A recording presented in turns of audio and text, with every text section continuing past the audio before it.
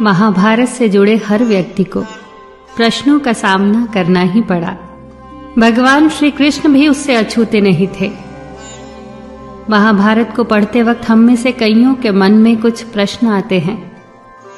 ऐसे ही कुछ प्रश्न उद्धव जी ने भी श्री कृष्ण से पूछे थे और उन प्रश्नों के भगवान श्री कृष्ण ने इतने सुंदर और सटीक उत्तर दिए कि उद्धव जी की सारी शंकाएं ही मिट गई। उद्धव जी भगवान श्री कृष्ण के सारथी भी थे और सखा भी। एक दिन श्री कृष्ण ने उद्धव से कहा, हे उद्धव, तुमने आज तक मुझसे कुछ नहीं मांगा। आज तुम मांगो उद्धव, जो तुम चाहते हो वो मांगो। मुझे बहुत प्रसन्नता होगी, बहुत संतुष्टि मिलेगी। मुझे अपना ऋणी न बनाओ उद्धव, मांगो जो इच्छा हो। उद्धव ने उत्तर दिया, मुझे कुछ नहीं चाहिए माधव, मुझे केवल मेरे प्रश्नों के उत्तर चाहिए। मेरी शंकाओं का समाधान कर दो सखा। मैं आज तक आपकी लीलाओं को समझ नहीं पाया। आपके उपदेश कुछ और थे और व्यक्तिगत जीवन कुछ और था। हे लीलाधर, मेरे प्रश्नों का उत्तर देकर मुझे संतुष्ट करिए। श्री कृष्ण ने कहा, पूछो उद्धव, जो भी प्रश्न तुम्हारे मन में है वो पूछो। उद्धव का पहला प्रश्न था, हे माधव, सच्चा मित्र कौन होता है? श्री कृष्ण ने उत्तर दिया, सच्चा मित्र वो होता है जो आवश्यकता पड़ने पर बिना मांगे ही अपने मित्र की सहायता करे।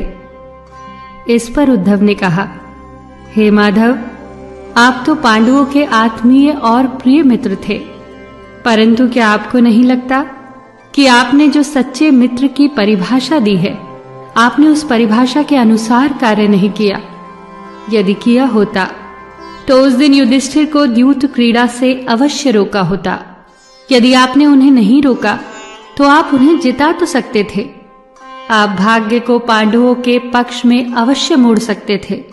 उन्हें रोक सकते थे कान्हा, जो वो एक के बाद एक अपना सब कुछ दांव पर लगा रहे थे।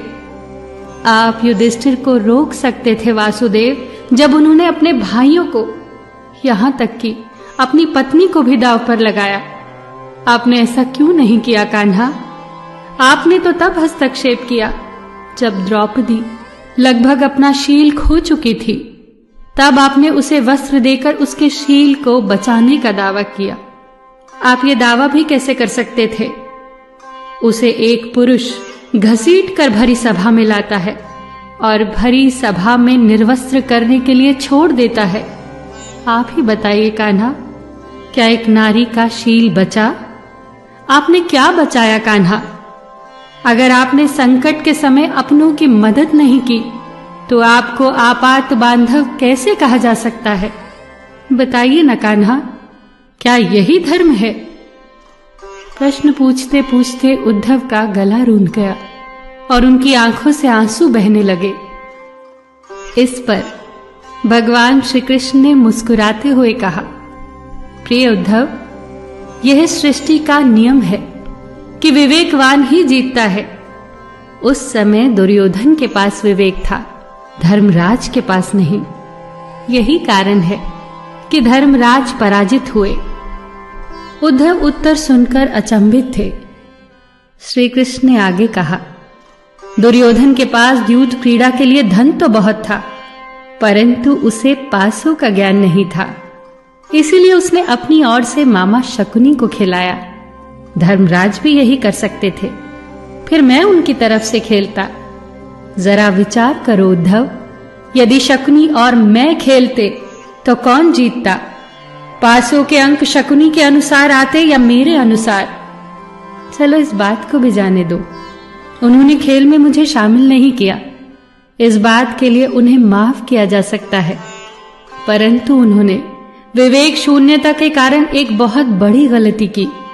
उन्होंने मुझसे प्रार्थना की कि मैं तब तक सभा कक्ष में ना आऊं जब तक मुझे बुलाया न जाए। वो नहीं चाहते थे कि मुझे मालूम पड़े कि वो जुआ खेल रहे हैं। मैं कक्ष के बाहर प्रतीक्षा करता रहा, परंतु किसी ने मुझे नहीं बुलाया। भीम, अर्जुन, नकुल, सहदेव सब के सब भाग्य और दुर्योधन को कोसते रहे। किसी को भी मेरी याद नहीं आई।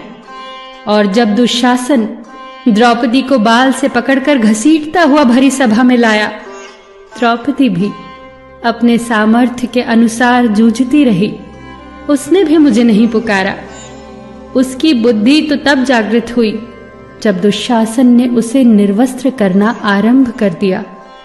तब उसने हरि हरि अभयम कृष्णा अभयम की गुहार लगाई और तत्क्षण मैं वहां पहुंच गया।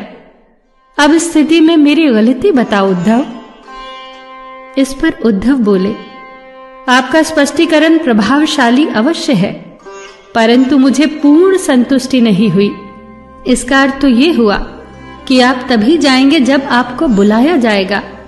क्या संकट में घिरे भक्त की रक्षा करने आप स्वतः नहीं जाएंगे? कृष्ण मुस्कुराए और बोले, उद्धव, इस सृष्टि में हर एक का जीवन उसके स्वयं के कर्म फल के आधार पर ही संचालित होता है। न तो मैं इसे चलाता हूं और न ही इसमें कोई हस्तक्षेप करता हूं। मैं केवल एक साक्षी हूं। मैं सदैव तुम्हारे नजदीक रहकर जो हो रहा है उसे देखता हूं। यही ईश्वर का धर्म है। वाह कान्हा, बहुत अच्छा।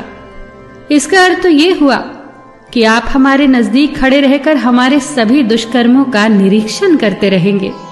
हम पाप पर पाप करते रहेंगे और आप हमें साक्षी बनकर देखते रहेंगे। आप क्या चाहते हैं कि हम भूल करते रहें, पाप की गठरी बांधते रहें और उसका फल भुगतते रहें? उद्धव के वाक्य उलाहना से भरे थे।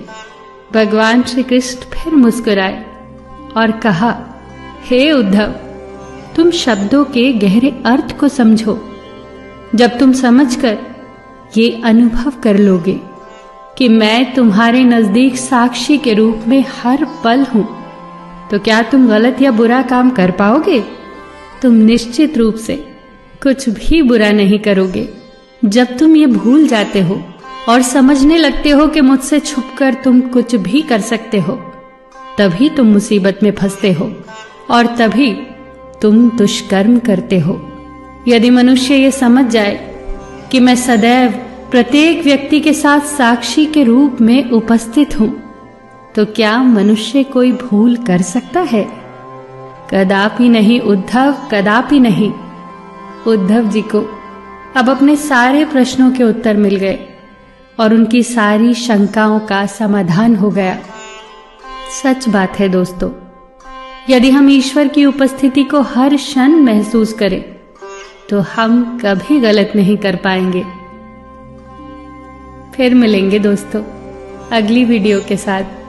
तब तक के लिए अपना ख्याल रखना और हमेशा मुस्कुराते रहना।